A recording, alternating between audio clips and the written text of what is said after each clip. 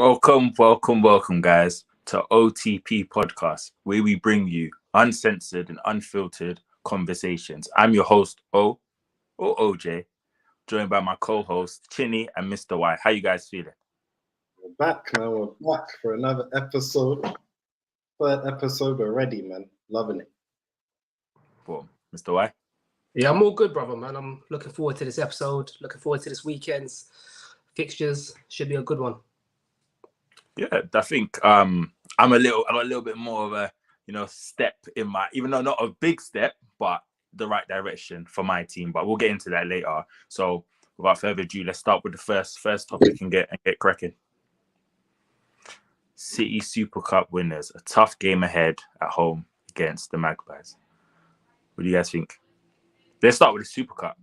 What do you think of the City's performance? You know what? It was more of the same minute. We spoke about it episode 2 the other day. City got like a robotic way of playing. They get the ball down, they get it wide. Jack Grealish cuts inside, waits for the overlap, waits for the inverted, like underlap. They work it, they try and work it across, they get a shot. It was a bit more of the same. So I think Sevilla did quite well. Sevilla did quite well in that game to nullify their attacks. And I think Man City really struggled in that game. And if there's anything to go by on that game based on the season, this could be a really interesting Premier League season. What are you thinking, Mr. Y? You know, I think City were actually quite fortunate. I think El Nasseri had quite a few opportunities. He was a handful, made some smart runs, had about from my memory, I think he had at least 2 clear one-on-one opportunities where he should have finished, and the game would have been over at that stage. So I think they were fortunate. It was very much similar to the Burnley performance. They don't look their full-flowing selves yet. They're struggling to find their rhythm, and they were definitely very fortunate. I think, like I said, I feel Seville had the better chances. Cole Palmer did well. He scored a really nice, deft little header. Coming in for Mahrez, he looks like a B-Tech Mahrez or a Mahrez light, and he's come through the academy, so that's only good things for City. But he looked quite sharp. But overall, I wasn't really impressed. I feel like they scraped it, went over to penalties, and once it goes to penalties, it's always 50-50. So I wouldn't. Go. No, again, with City, they always start slow. I mean, they've only been one season where they've started fast, which is the season in which they got the 100 points. So I'm not shocked or surprised. But, as Chinny touched on, in the whole kind of machine-like analysis we gave, they're just a machine and they just keep on grinding out results regardless of the performance. Garviel struggled in that game as well. Where did he play? What did he play? Left back. He played left back, yeah. Okay, played Ake played left centre back. He did not have a good game. He was not enjoying. Which is weird because it's not like he's unfamiliar.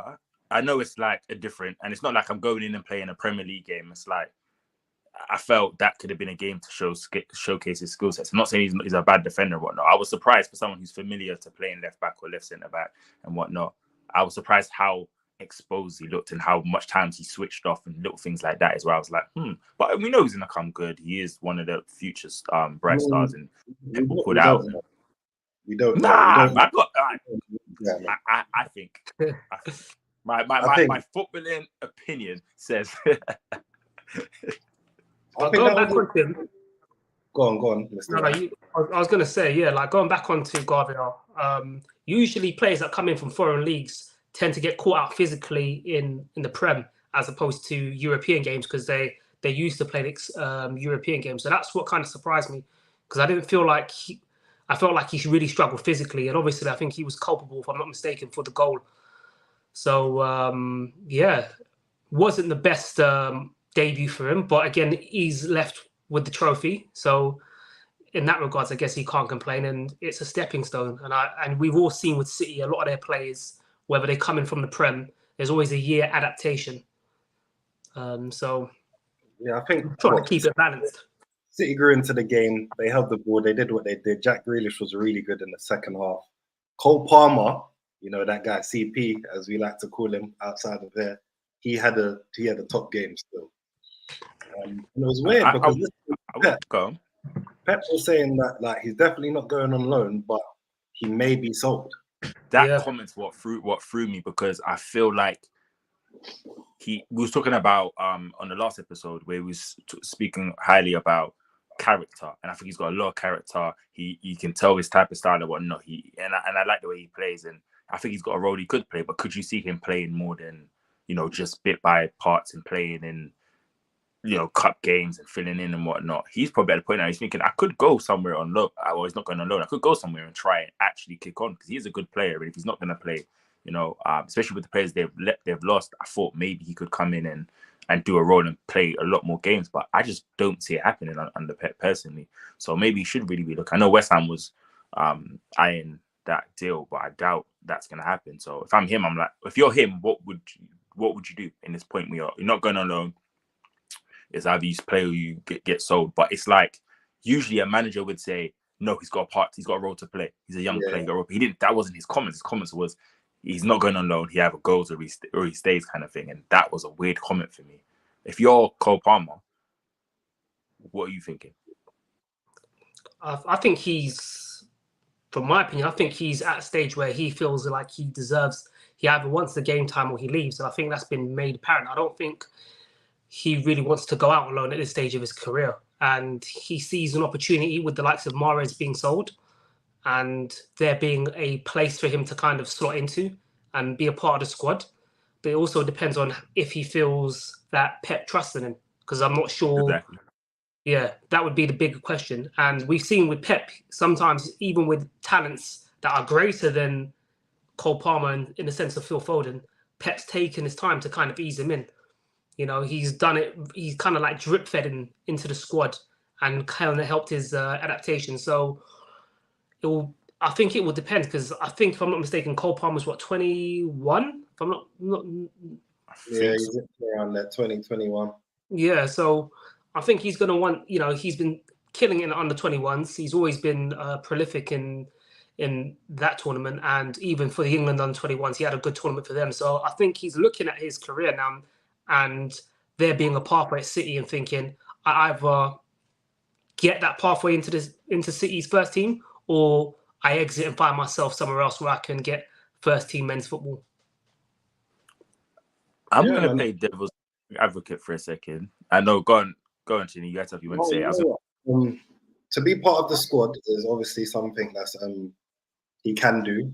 He can contribute going forward.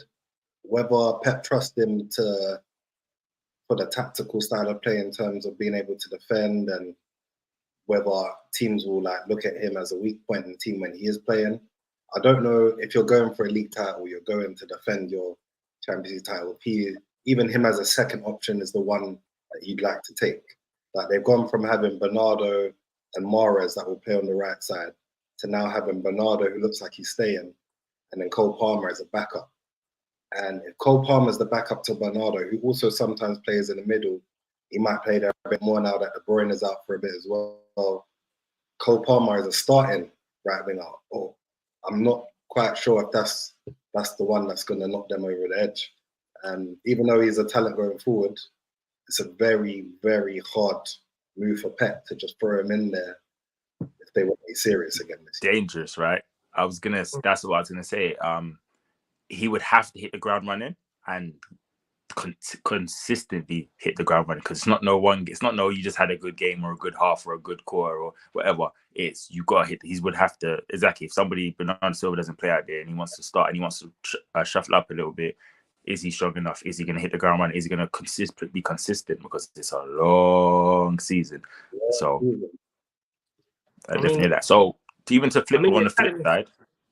Just a quick thing. On the academy basis, it's for two things, really, isn't it? To either bring in players to supplement your first team or to bring in funds. And either way, City are going to be laughing either way, because they're managing to get good amounts of money for their talents, who are some of the best in England.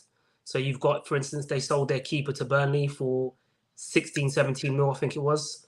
So same thing with Palmer. I think he'd either fetch a good fee or he's going to be someone that can give him something. And, he scored in the Community Shield. He's gone on to a Super Cup, another big game, had an impact. So that's a bright start from him. Well, he scored in that game as well, wasn't it? So he scored in two games. Two finals. Yeah. But yeah, that's all well and good. They can sell him and fetch a fee, but then who plays? Well, they'll probably bring in someone in a weird part right now, innit? But even looking at the other side, so look at Magpies. If you're watching that game, what are you thinking? If you are right now the manager, what are you thinking looking at that game? Because you'll be watching that game and going, I can do him. That's what I'm thinking. Well, look, we got De Bruyne out until what? December, January. They've got John Stones, who's also out apparently with a hamstring injury. Bernardo Silva, who missed the Super Cup final, is a doubt. They've got Gabriel, who just come in, who's you don't know what kind of game that they're going to put him through. So that's going to be a tough test for him coming up against Harvey Barnes, Isaac, Almiron. They're going to run him to the ground. And consistently just running at you. If I'm Eddie Howe, I'm looking at it like, you know what? We can pull a scalp off him. We can actually pull a scalp off. Would you go to that game thinking you can collect all 3 points and attack? Or you go into that game thinking it is still City. Yeah, but you got if you want to be up there with the best, you got to go in there with the mindset that you're going to try and win the game. I agree. What are you thinking? Chinny, I was going to add, Ruben Diaz is also a doubt for that game as well. So yeah, I read that also. Yeah, so it's not really looking good for City in that front. I think Newcastle will be very optimistic going into that game, personally. City I think City started their pre-season later than most teams because of the Champions League exploits. And Pep complained about that during the Community Shield. They've then gone and played Burnley and gone over and played Seville. And then they've got a Saturday night kickoff, which ain't the best turnaround time. And Newcastle I touched on it last week, they're very much like a Liverpool team under Klopp. Their midfield completely overwhelms you. It's all energy, a lot of runners in behind. You've got the likes of Isaac, Barnes, Almiron, all fast players who like to get in behind, stretch the pitch. So I feel like there is a lot of optimism from Newcastle going into that game, knowing that there'll be some tired legs. City still haven't found their gear yet. They're still kind of just scraping over the line. So, yeah, I think Newcastle will be very optimistic going into that game, thinking that this is the best time to catch a City. Because 100%. They could overwhelm them first half an hour. We don't know what City's legs are like. Don't know how much sessions they've had, tactical sessions, obviously, since they played.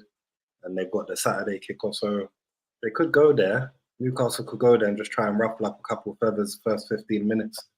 Just see how much they can get out of them.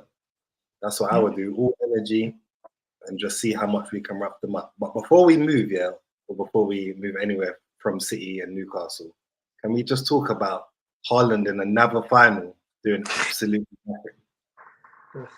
We know he's a robot. We know he's the Terminator. We called him the Terminator last game. We know what he does. He'll probably go and score tomorrow against Newcastle. But in the finals, what is it? 6 now? Yeah. 6. Nothing. He does nothing. See, I'm glad you touched on it because I actually wanted to touch on Haaland as well, because even his first performance against Burnley, I think he had something like 22 touches and 2 goals. And then I think he had 15 against Seville.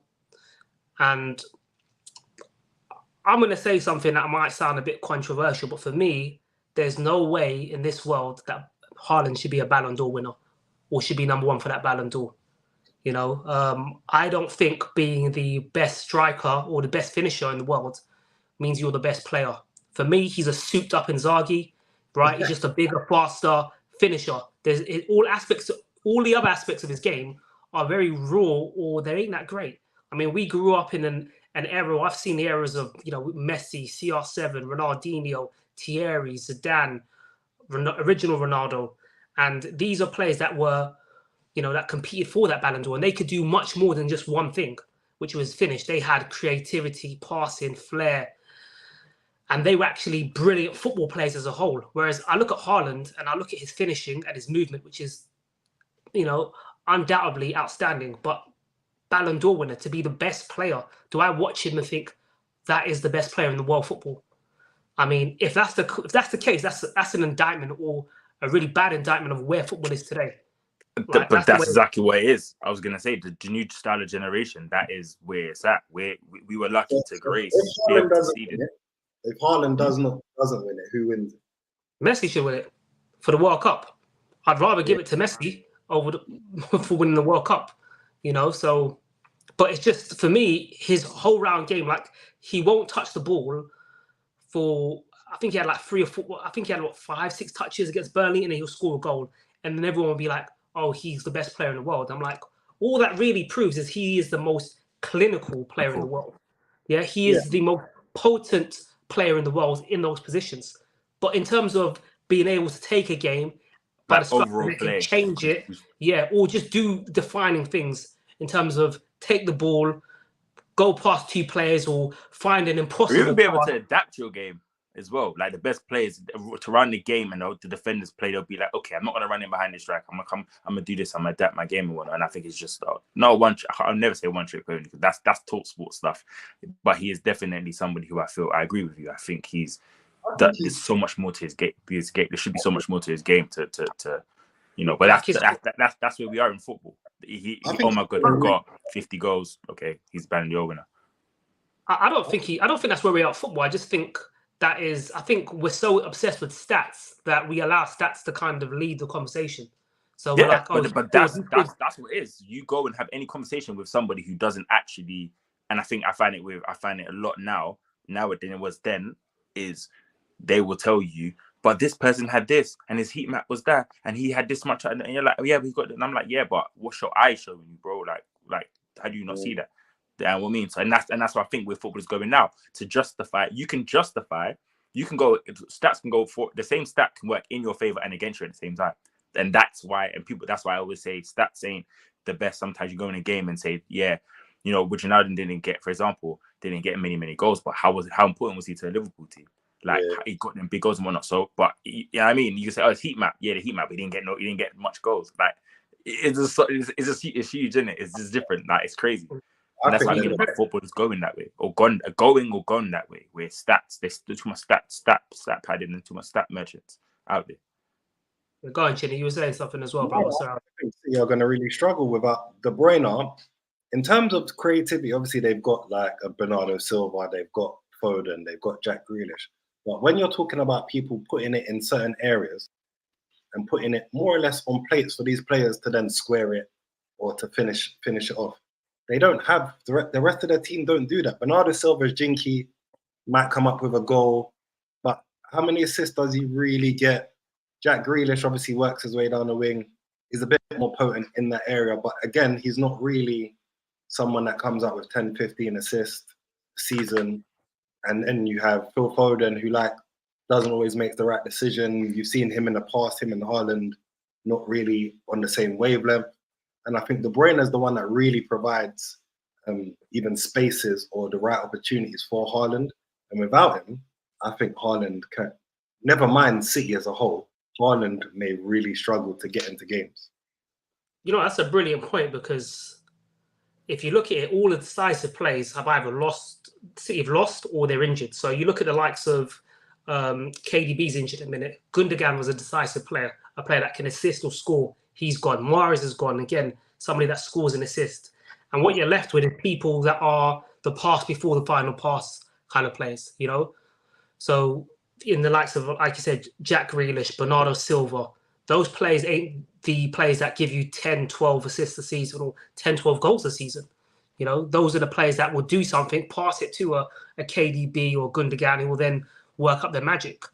So, I completely agree with you, Chinny. I think they're going to have problems unless they bring in somebody that can give them that decisiveness. And Kovacic is not that player, because Kovacic is not that player at all. He is, again, another player that will do a jinky little run and pass off to somebody.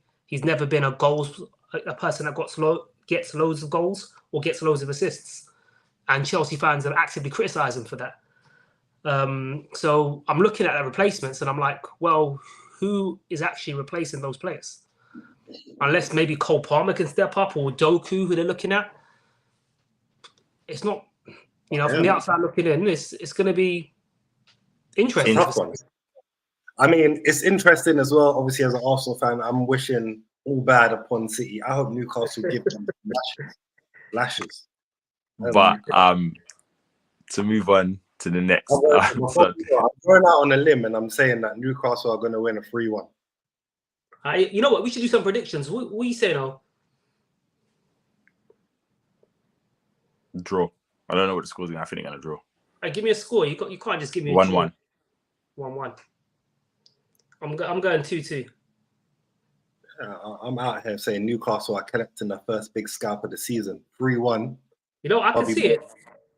You know what it is? It's hard to bet against the house. That's all it is. You know what I mean? Like, you don't bet against the casino. That's what I feel City are. So I'm just playing it safe. Oh, yeah, man. All right, we got 2 draws and a win for Newcastle. No one's saying a City win, and that's very different, isn't it? But very. We move on to our next topic, which is something that I've really looked forward to this week. Spurs host United.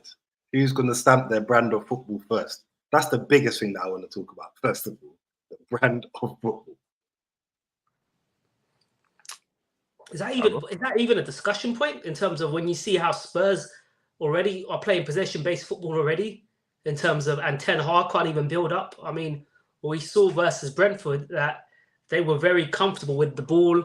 They dominated the ball. I already touched on it last episode about how it was an damning indictment of Conte and his negative football, that Ange has come in and he's already got them popping the ball around, retaining possession, So I think we're already seeing signs of Ange ball at Tottenham, whereas with Ten Hag, he can't even. They're struggling to hold on to the ball against Wolves at home. They're very much a counter-attacking team. No ability to retain the ball and dominate a team.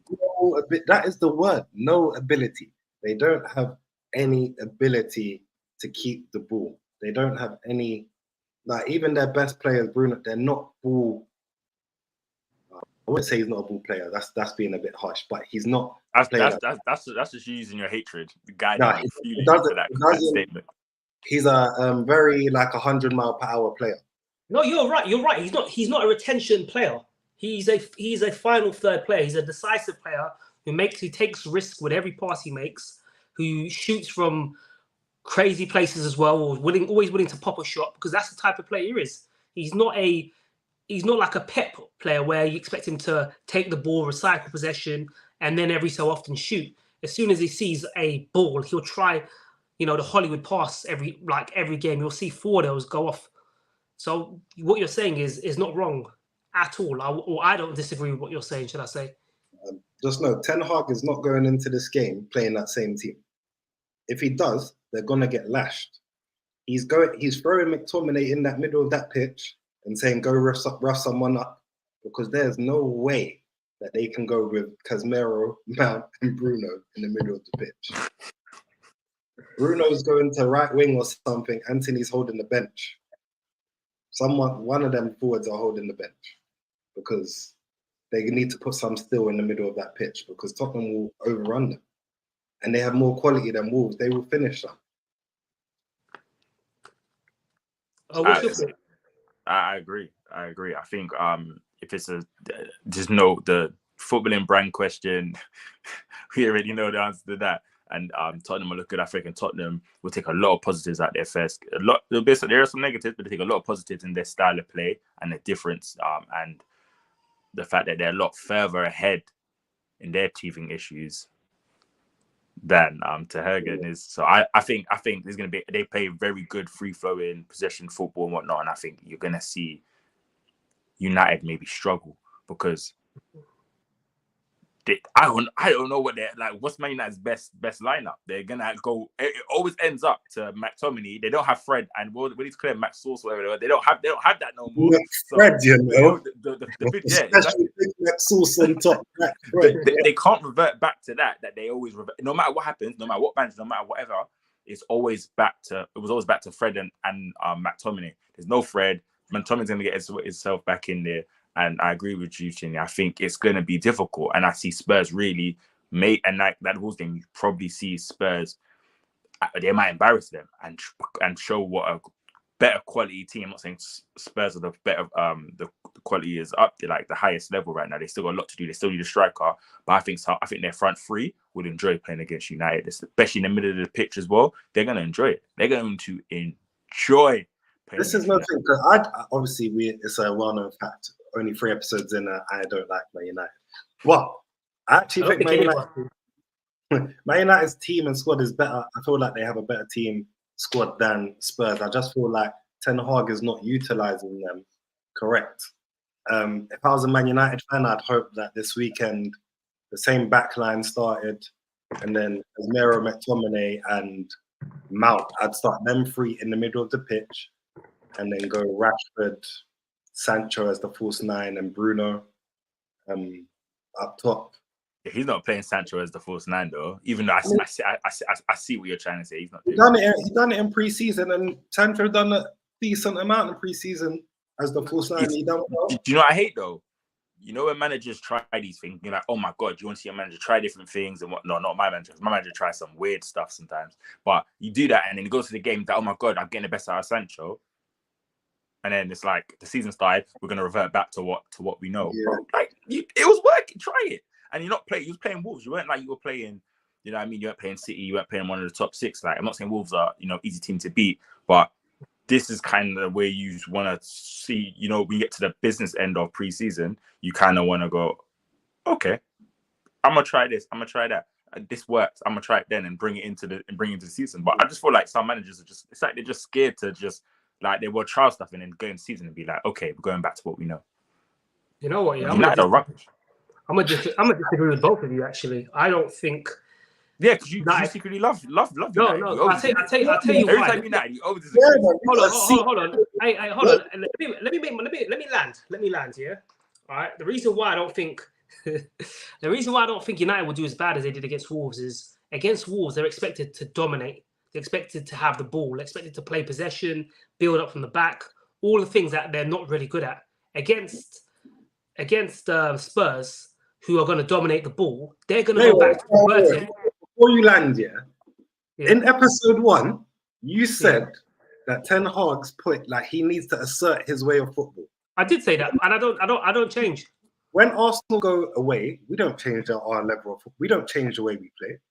Yeah. So if Ten Hag wants possession-based football when they're going to Spurs, he's got to do the same thing. He's expected to have the ball. You're Man United. Listen, I don't disagree with you. I still stand by my point. That is what I'll be judging Ten Hag on. But what I'm saying is that naturally, having seen the way Spurs played against Brentford and seen how United struggled to play against Wolves, I would expect Spurs to dominate the ball. And therefore, because they've got the ball, United are always strong in the counter-attack. That's always been their weapon since Oli, since 30 days. They're the likes of Rashford. What's their manager's style of football? All right, but that's a whole different conversation because what I'm talking about is the game, and you're talking about overall philosophies. So I'm saying to you in this particular, he should adapt. He should. I'm not saying his normal style of play and play Man United DNA. Make them go back to that because they ain't got Max Sauce. Well, they got Matt. They got Fred and Matt Sauce. So what do you want to do? I'm not saying he's going to go back to it. I'm going to say, you know what? That sounds like you're just going to give him more time and more excuses. I'm not. See, this is the thing. If you feel you say no. Listen, let me say one thing, then land. I swear to you, I will. But what you're saying is basically go back to the old United. That's what everyone's done through and through. But this is a new manager that's showing whatnot. You use Teven as a way to give him time. So if you say you expect Spurs to keep more of the ball and to play better and maybe whatever, and then they get that. Is that okay then? Because we expected Spurs to do that. Again. For me, that's not. The Man United should be going to that game trying to dominate and trying to win and play and show more of the manager's style of play and seeing things look and work and show what they're doing on the training ground is showing in the game. But we're not seeing that. We ain't seen that for a while. All right. So two things can be true, right? So what I'm saying is that I'm not gonna let you keep using that to get out, you know. No. But listen to this, right? Yeah. This is what you you're said. asking me. I disagree with both of you. All right, but what I'm saying to you is why I think Man United would do better in this game is because I don't think United are capable of playing possession football. So therefore, Spurs will have the ball. And when I saw Spurs against Brentford, they were open on the counter. That is where Man United naturally excel. So that's why I said I disagreed with you lot in that regards. The next point of what you're saying is I would expect Ten Hag, generally speaking, forget and not analysing the game, to go to Spurs and to be playing possession-based football and to implement his style of game on United, on Spurs, and that should be what he should be doing. Do I think it will happen? Is a completely different, thing. So for me, I'm looking at it. I'm like, I saw Spurs, and I was like, look, already they're playing out of the back better. They've retained the ball. Basuma looked outstanding as a 6. So I was like, Maddison's there. So I'm looking at it. I'm like, all right, I think Spurs will dominate the ball. And if they do dominate the ball, there's going to be lots of space with their high line on the counter for players like Rashford, for Garnacho, to exploit. So that is why I'm looking at it like it might actually benefit United for the result, right? Because we're just talking about the one-off game. For that particular game, it will benefit United because they're going to have loads of space to counter into. I don't think that's what Ten Hag should be doing overall, right? And I don't disagree with you lot saying. You landed. Yeah. I give it to you. You landed. But I do think, I think you're right with that. And tomorrow there's going to be opportunity for United to impose themselves. Rashford's got to go back. Rashford's got to go back out on the left because I don't know what this number 9 thing that they think is going to happen. He can't play through the middle. He is irrelevant. He's just gone. Nothing to be seen through the middle. He needs to go out on the left. Whether they bring Sancho in or I'd bring Sancho in, put Bruno out right, or use Bruno as a false 9 and use Sancho and Rashford out wide, and then bring Garnacho on later into the game to exploit that high line that Mr. White was talking about. And it's at Tottenham, right? So it's a massive pitch, right? Lots of space to run into. And we saw Brentford giving them trouble on that tight pitch on the counter. So I would naturally just assume that United will also be able to have those opportunities on the counter, and they're more devastating than, say, Brentford. Yeah, you know what? I would rather both of them draw because I hate both of them, to be honest with you.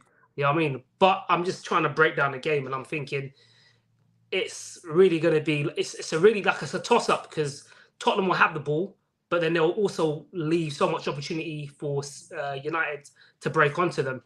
And that can be devastating, especially when you've got, like Davinson Sanchez, if he starts, if Romero's still concussed, I'm not sure. So it'll be interesting to see. I forgot about that centre. I forgot about the change in centre back period. Dangerous. You know what's interesting? When I'm watching the Spurs game against Brentford the other day, their build-up play is Emerson Royal tucks in like an inverted centre back in the middle. I don't think that he has that in his locker, and I don't think he has the awareness to do the recovery.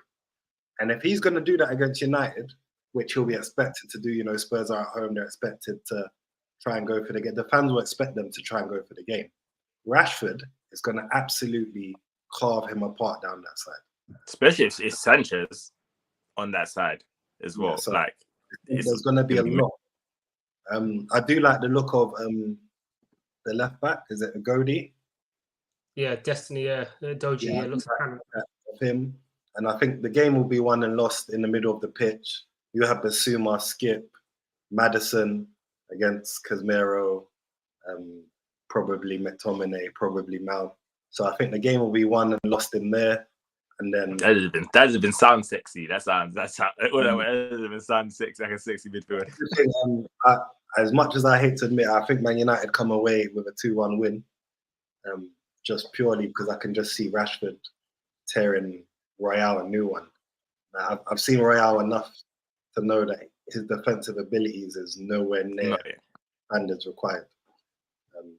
And yeah, for me, Man United are going to come away 2-1 winners. And Spurs are just going to be lagging behind again. But Richarlison, he might get his first goal of the season. I'd love to see that too. Oh, what's your thoughts? What's your prediction, should I say? As much as I'm going in on United, I think United will come away with the 3 points, you know, because they're going to do exactly what Mr. White said, you know. They're just going to be like, okay, play. Richardson ain't doing it. The Butcher's just going to every time, and he's going to just try and stick on the other side, runs in the air. So I reckon, I don't know if there's going to be a lot of goals though, you know. Both teams.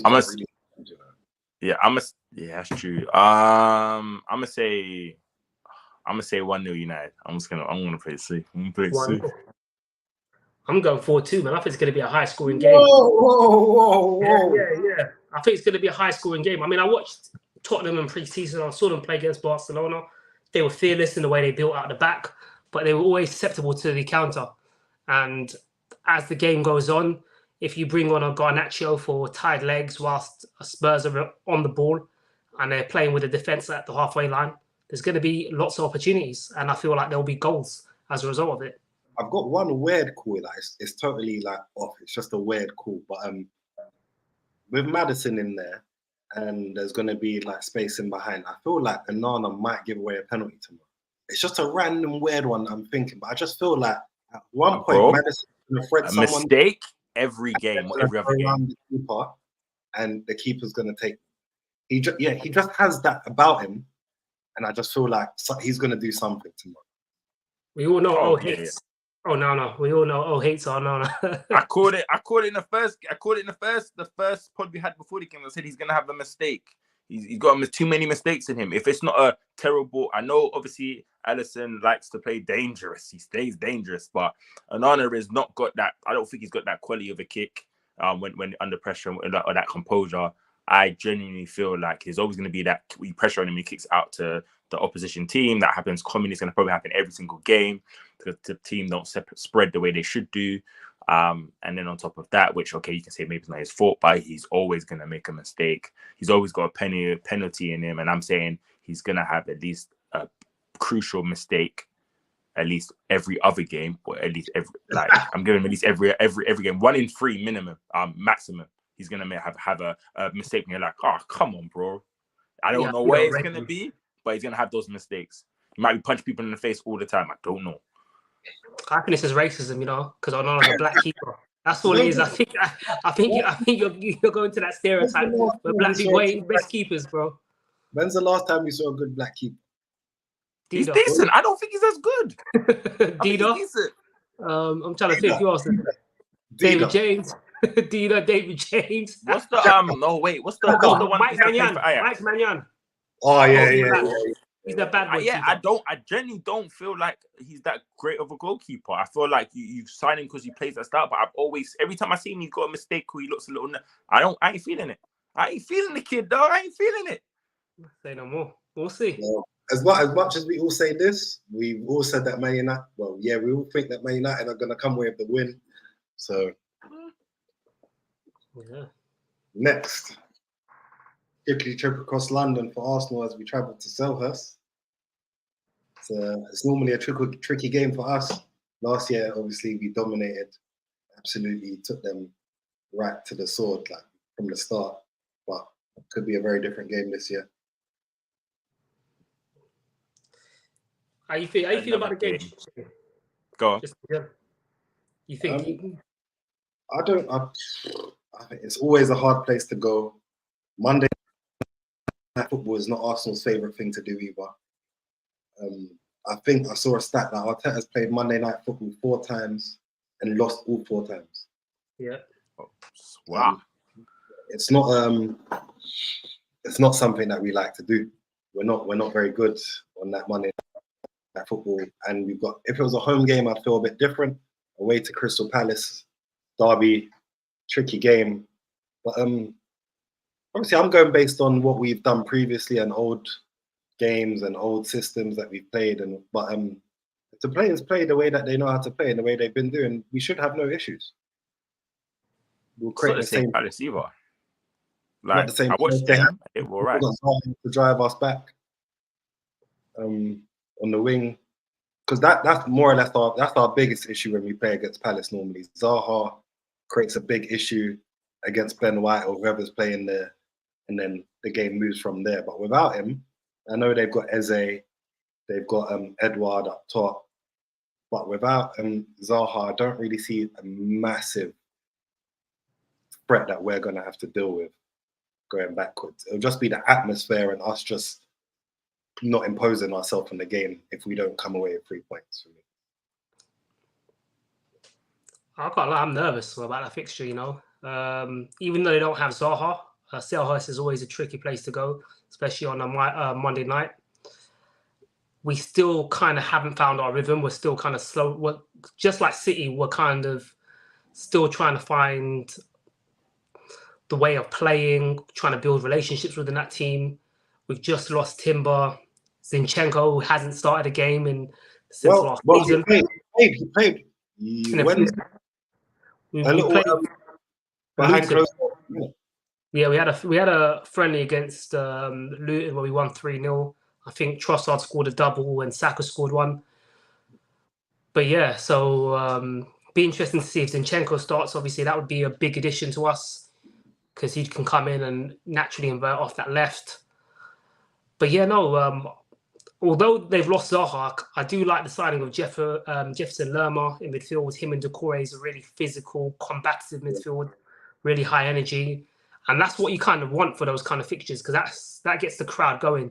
A few big tackles. We've done the same thing now and imposed our own physical aspect in the middle by adding Declan Rice so we can compete with stuff like that.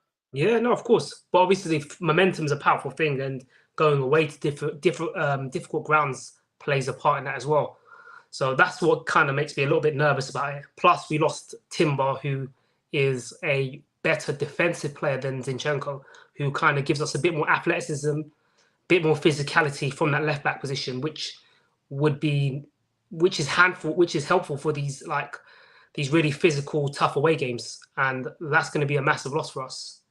But having said that, I still do expect us to go and win the game because the ambition here is to win the title or at least to mount a title challenge. So therefore, you have to go to places like Selhurst Park, second game of the season, regardless if you're at your best or not, and pick up the 3 points by hook or crook. And that's the expectancy. That's with all the money spent, with the amount of time Arteta's had in charge. That's what I want to see now. So I'd expect us to go and win. That's what he expects, isn't it? Yeah, I expect that. I expect us. I don't think Zinchenko. I think it's going to be too early for Zinchenko. I think you're right. It would be nice to have him in there because his natural ability on the ball helps us get up the pitch and keep the ball easier. But I personally think he's going to throw Kiwa in there. Obviously, adds a bit more height, adds a bit more physicality. He's decent on the ball, and that's what I'd expect to see in there, if anything. You never know about that. He said that he's going to use the squad a bit more. There will be a few more rotations. He's got all his players in there. So one thing I do expect to see is Partey back into midfield. Yeah. Definitely. I don't see him playing in that right. One of Havertz where Eddie dropped. So that's what I'd expect. I'd expect a midfield of Rice, Partey, Odegaard for those type of games, and one of Havertz or Eddie dropped to the bench. Yeah. Bring Balogun in. Whee. I've just seen something saying that Chelsea are after him. What, Balogun? Yeah, Balogun, yeah. It's just He come can out go. about 10, He's 15. He's making too much noise. Give us 60 million and he can go. Hey, do me a favor, please. Keep on settling Doucouré, please, before our game. Thank you. That's all I want, bro. Your wish is my command. Let me just phone up John. But yeah, Palace do what they do. They're gonna have, like Mr. White said, they're gonna have the strong combative nature in the midfield. They've got Schlupp, they've got Edouard. A lot of their players have been there for a while, so they know what they're doing. They know the routine. They know how. Guys should still be to cement yourself. Should be winning that game. Right, man, boy, South London. That's what City. That's what Palace are, man. Just bare, athletic, strong black brothers in that team. You know, Schlupp. You got Tyreek Mitchell, Lerma, Edouard, Ayew, Eze. He's been there for years. I don't know how he's a pro baller, but he's been there doing right wing, you know. Must Right be wing. doing something right. He said, Gaffer, don't get rid of me. I'll play any way you want. Anyway. Listen. Yeah, honestly, I feel like we win.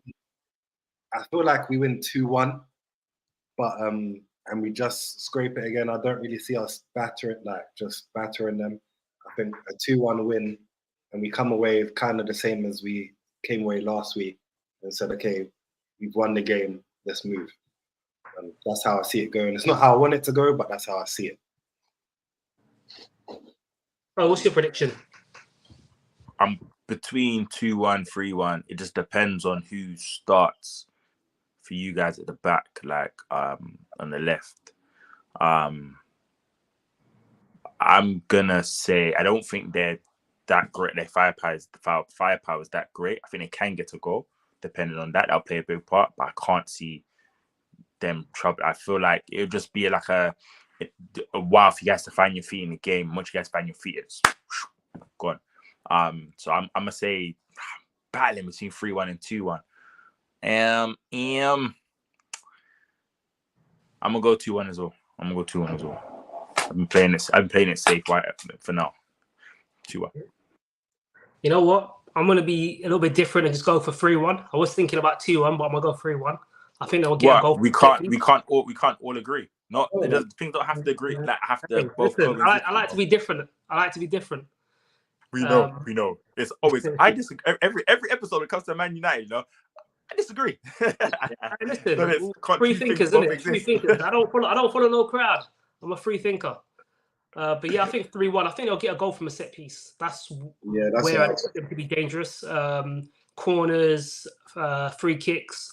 They've got a bit of height. They've got a lot of height, a lot of aerial prowess.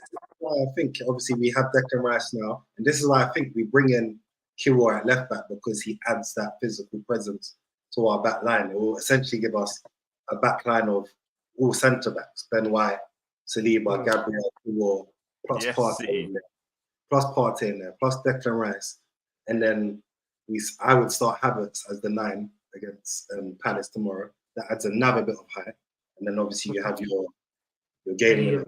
You have your game winners on either side of the pitch. You guys really signed him to play him there. Yeah? All right. I think it's just a mix of like different games call for different things, and I hear it. That will be hey, there's more tactics on this side than there is on the Liverpool side. Let me just tell you that, because you lot play one side of football, and boy, rain and snow, same thing always. Don't start. We're like that consistent partner who stays consistent. You know you're coming home. You know Wednesday you're gonna get salmon, or chicken. You know they only know two things to make salmon and chicken. So you get salmon or chicken. Like, you know what? But you married the person, boring too, so you're stuck. Nah, consistency gets boring too. You know, sometimes you got to be a bit spontaneous. I hear that. I hear that. But you know when you're ready in love. So that's you can't leave that point. You're ready in love. Love ain't got nothing to do with it. Sometimes you step out your partner because it's the same thing over and over. That's why I put a ring on it. So let's not talk that. But yeah, obviously we're all unanimous in the thinking that Arsenal are gonna come away victors. Obviously, for me and Mr. Y, we're hoping that we do definitely come away victors. On to the next one, which is back to Anfield for Liverpool. They try and kickstart their season against Bournemouth. I say kickstart, but like we said the other day, you drew 1-1, and there was a lot of negative. It wasn't a bad start. But why is your face like that when you say it? Why are you saying? Why you got to scratch your face? It wasn't a bad start. It wasn't bad. The result wasn't bad. The performance wasn't good. Yeah, the eye. But if you check statistics, then now, I think back to Anfield. You're obviously looking for your first win. Anfield is a crazy, crazy place to go. That every team doesn't. No team likes going there. You just signed your new man, Endo. Endo's there. What do you think, OJ? Start of your team. Cook, yeah? All right, let me cook. Where do I start now? Joking. Anfield, so glad our next game was at home. I think there's nothing, that crowd is crazy. I think it plays as the 12th man or person, sorry. And it's huge when you're playing Bournemouth. I think this is the right game now to crack on. I think again, we win. I'm not watching the result. I think we win that game anyway without the whole. I don't think Endo was registered in time. I don't know. We ain't got the information yet. I'll keep checking the blower for that. But I think there's no Curtis Jones. So I want to see. My eyes are on who Klopp brings out to play in that midfield now. There's no Curtis Jones. You can't run there. Bersic and Thiago's still some time off. They've only been training. They ain't ready yet. I want to see what he does. He can even take Gakpo out of that midfield, put him up top. But so I know Salah's mad. He's got the tape. I saw him taping up from now to make sure he's ready. I think it'll be a great game for me. No, I think it'll be a great attacking game. So it'll be one game we'll just outscore them and hopefully hold on to position as much. I don't think much changes. Klopp's gonna change much, but I would love to see Klopp make an addition right now and say, okay, let's take Gakpo out and bring someone else in. Maybe start Trent out there and bring Gomez out, like we had this conversation the other day. This is the game where you can kind of try a thing. And again, I feel like we win this game. It's just I'm going to be watching how we play and whatnot. But there's not much we can do when we haven't really got a 6 in there different to what we did other than those tactical changes or personnel changes. However, again, I still think we win that game, but it's a game we should be winning, I think, even without a 6, personally. Yeah. If Endo doesn't play, if he's not registered in time, I do think... and he wouldn't play anyway. Yeah, I do think you have to change up the players that are playing. I do think that Trent maybe comes in. Curtis Jones, I'd start a midfield probably of. I think Curtis Jones got to come in there. He's injured. McAllister's got to come in there. He got injured yesterday. Oh. Yeah, exactly. He got injured yesterday or today in training. Well, it's got to be a Trent, McAllister, and Sabotza. Gakpo's got to take a seat this week. Gakpo's definitely got to take a seat, and I'd be accustomed to maybe starting Nunez up front tomorrow, And me, I'm not a massive advocate of Nunez as like a great player, but he has all the attributes to be a great player. I agree. And when he's not doing great things like finishing, the problems that he causes are outrageous. Chaos. I used to, obviously, being an Arsenal fan, we had Theo Walcott, and I don't. By the way, Theo Walcott retired today. Big up yourself. But I used to think, you know what? He is not a great player. But what he does for us is other teams don't like defending against him because of his attributes. And he causes so much issues that it leaves space for when we had Robin Van Persie and stuff to then go and do the business. I think Nunez causes so much issues with his energy, pace, power. He's a try-hard. He grows into the game as well. Yeah, so when we put him on like 20 minutes, causes them an issue, gives more space for Salah to do his thing. I'd probably drop Diaz and start Jota on the left. Yeah. Of the three. Yeah, and then obviously bring Gomez into right back. I expect you guys to have a lot of the ball, a lot of just power and pay. I feel like you were overwhelmed. Bournemouth, as long as you don't do the Man United thing and try and do the 3-10s in the middle of the pitch again, that might cause you a bit of an issue. Yeah, I definitely agree. What are you thinking, Mr. Y? So Mr. Y is doing technical difficulty. No, sorry about that. Just getting a few phone calls coming in. Yeah, sorry. Going back to Liverpool, I think you'll probably start with Gakpo up top, personally, just because of it's a low block. He's more able to combine. He'll be able to... 100%. He's going to start with Gakpo, not starting with Nunez. Yeah, Nunez, for me... love to see it too. I think Nunez, for me, thrives more when there's spacing behind. Big games is where I think Nunez will shine for you. The likes of City, Arsenal, those type of games where teams will kind of come onto you just as much as you'll come onto them. And there'll be space for him to run in behind and for him to attack centre-backs or full-backs Whereas I think his game's a bit more limited when the pitch is congested. I don't think he's got the ability to combine well. I don't think he's the best with his back to goal. I think he's good, obviously, aerially, but I don't think he's well suited to that low block. When are they going to give him the opportunity to, like, they bought him for X amount of money? He's surely got to be their main man at some point through the middle. When are you going to expose him to that amount of game time where he can learn to do these things? Because they have to do it at some point. At this point, I think he's just going to be I think he's going to be a super sub. I think he's going to be the type of player to come on in games. Yeah, I think personally, this is my opinion. I'm being honest. I agree.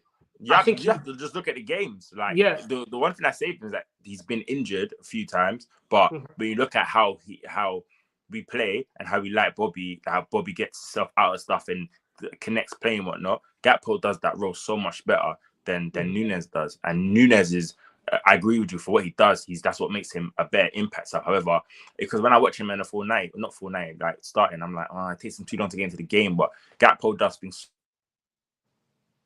deep. He does what Nunes wants to just run behind, and he'll miss the one-on-one and then score a volley or score from outside the box stuff. And it's a lot of money to spend, and unless we go two up top, which we ain't gonna do, or change the tactic, or Gakpo goes out wide.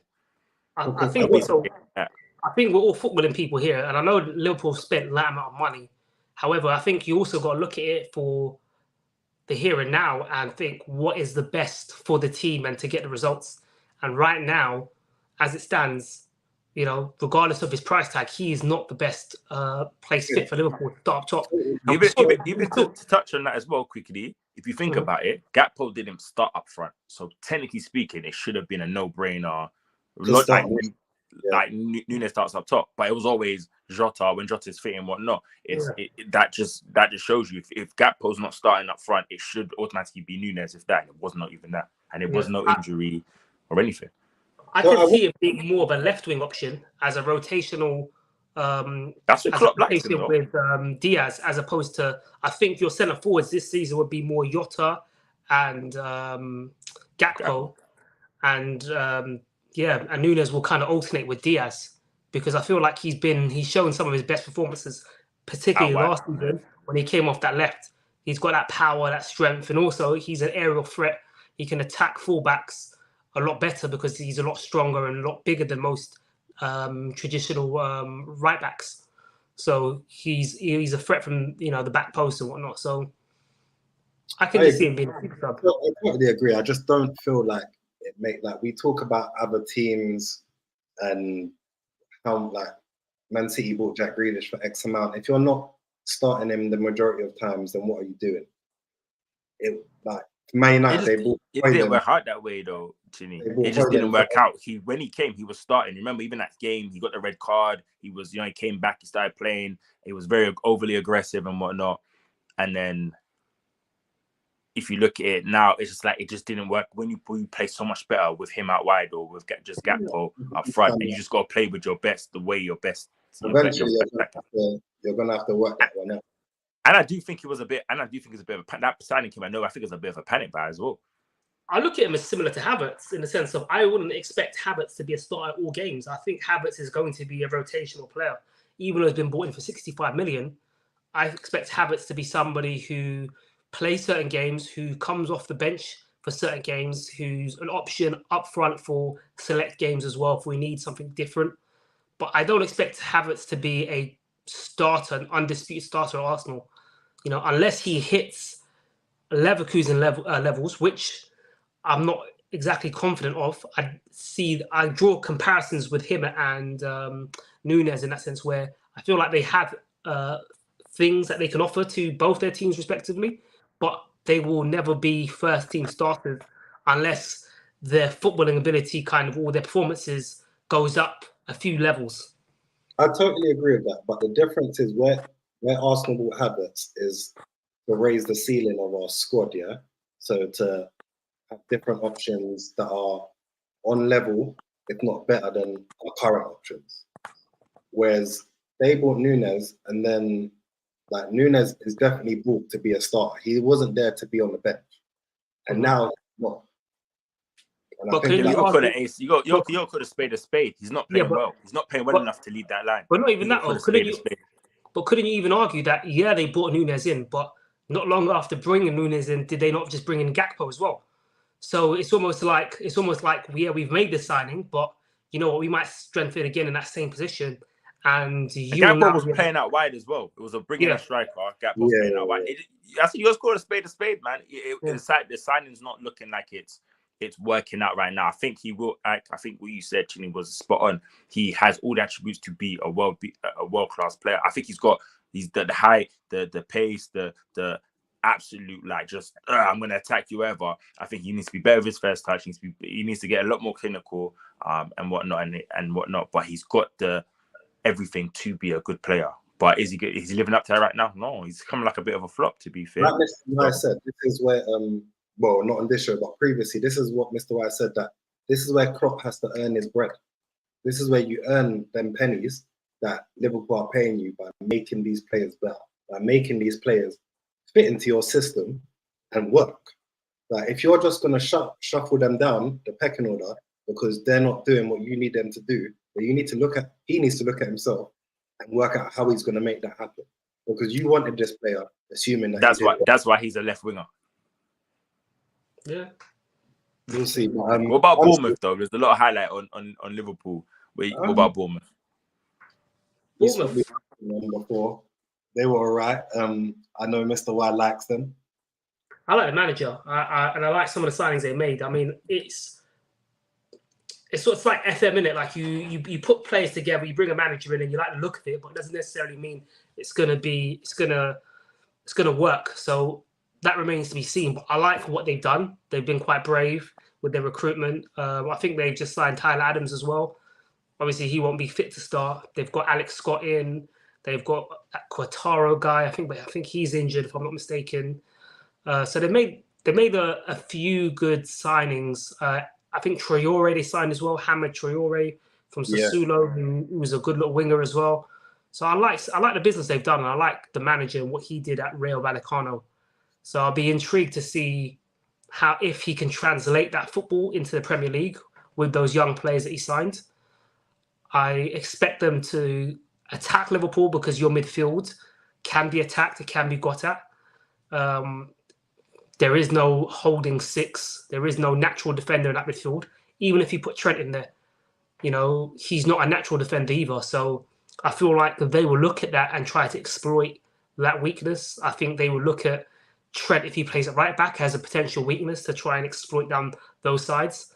And I think I'm not entirely confident for Liverpool to get the 3 points personally, just because of that lack of a fix. I want to hear your predictions. My predictions. I'll tell you my prediction. I'm going 1-1. Okay. Chini? Yeah. Dominic Solanke. I'm going 2-0 to Liverpool. I think that they'll give you a game, but again, I feel like you have too much going forward, especially at home with the crowd behind you. Salah likes to do his thing. I can't see them keeping him out. He had a half decent game against Chelsea. I don't think he'll want to go 2 games without a goal. For me, Liverpool wrapped it up with 2-0, but not a convincing 2-0, but a 2-0 win. I'm going 3-1. I think there'll be something stupid that happens to why we concede. They will go at us, but I reckon we've got enough firepower to just see that game out. But there's going to be a lot of headache for Liverpool fans. It's going to be a tough game. It's going to be a tough game. But we'll see how that turns out. I think your pre-season game showing all of that. You score a lot of goals, but you can see the hell of a lot of chances and goals as well. I think that's what I learned from watching Liverpool in pre-season. So that's why I'm not confident for you. We're back to 13-14, outscore your opponents. We know what time it is. It's okay. It's okay. Now you just got to get some goal scorers apart from Salah. You'll be good. Last but not least, our last topic of the show today. Oh, this one might hurt you. This one might hit hard. I don't know why this is the first heading. Caicedo and Lavia in. Chelsea, new boys. They might make their debuts tomorrow against West Ham. We'll see another derby. Could be a big game, explosive game. I don't think the 2 players will start in midfield. Maybe one of them might go into the midfield. Probably more likely Casado if he's not injured, which I don't think he is. And maybe Lavia on the bench. But yeah, it could be a very, very big game. We'll see if Chelsea can build on their performance against Liverpool. Obviously missing Reece James, who's injured again. Captain Fantastic. So we'll see what happens there. But I do think that it's going to be an interesting game. West Ham obviously not in the best right now. They're a bit up and down, topsy-turvy in terms of who's coming in the club, who's going out the club. There's just a lot of talk around their club. But funny enough, do feel like that could end in a draw. Like Chelsea just don't have the they just don't have the firepower. They've got attacking players, but in terms of putting the ball in the net, I'm just not sure. Are we saying like a 0-0, 1-1, 2-2, 3-3? What are we saying? A high scoring draw or a non-score 0-0 or 1-1? Because I don't really see West Ham scoring too many goals either. Mr. Why, what are you thinking? Yeah, I think I said it will definitely start. I'm not too sure about Lavia, but yeah, I think we also got to remember that West Ham have two new boys in midfield coming in as well. They've got James Ward-Prowse, Edson Alvarez from Ajax. So it's almost like it's like a battle of the midfields or the battle of the new boys. So I'm quite intrigued to see how that shapes up. I think West Ham at home is always going to be a difficult proposition just because it's a Moyes team, low block. It'll be intriguing to see how Chelsea break them down, if they've got that clinicalness to kind of put the game away. But also West Ham are a big team and they've got Ward-Prowse now at set pieces. And with the likes of Zumas, Aguerd, they will be very dangerous from those set pieces. So Edson Alvarez is another big player as well in terms of like height. So yeah, I don't think Chelsea have spent a hell of a lot of money this window over the last three windows, should I say, and there's high expectancy on them as a result.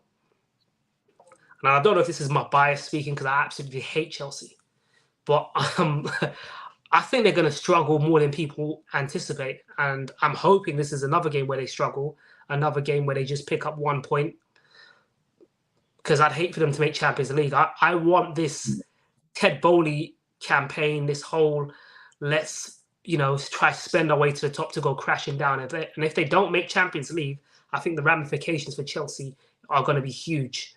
And it's why I'm kind of praying on their downfall.